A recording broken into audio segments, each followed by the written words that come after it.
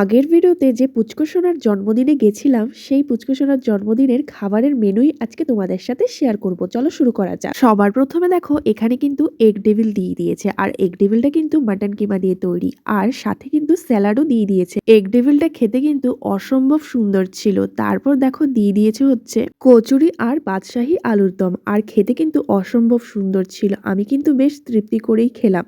তারপরে দিয়ে দিয়েছে হচ্ছে সাদা ভাত আর চিংড়ি মাছের মালাইকারি, আর খেতে কিন্তু অসম্ভব সুন্দর ছিল। তাই আমি আরেকটা চিংড়ি মাছের মালাইকারি নিয়ে নিয়েছি। আর সাদা ভাত দিয়ে চিংড়ি মাছের মালাইকারি খেতে কিন্তু অসম্ভব সুন্দর লাগে। তারপর এখানে দেখো বাসন্তী পোলাও আর হচ্ছে চিকেন কষা নিয়ে নিয়েছি। এখানে কিন্তু অপশন ছিল মাটন কষা, চিকেন কষা আর হচ্ছে ফিশ কারি।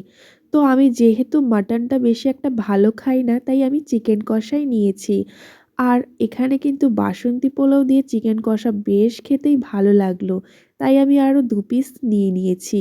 বাসন্তী পোলাও দিয়ে চিকেন কষাটা কিন্তু অসম্ভব সুন্দর হয়েছিল খেতে, আর আমি তো বেশ তৃপ্তি করে খেয়েছি।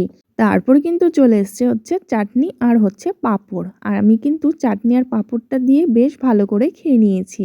তারপরে দেখো এখানে কিন্তু দুটো মিষ্টিও দিয়ে দিয়েছে, আর এই মিষ্টিটাকে কি বলে সেটা আমার জানা নেই। তারপরে দেখো রসগোল্লা আর এই মিষ্টিটা খাওয়ার পর দিয়ে দিয়েছে হচ্ছে সবার শেষে পান আর হচ্ছে মিষ্টি দই।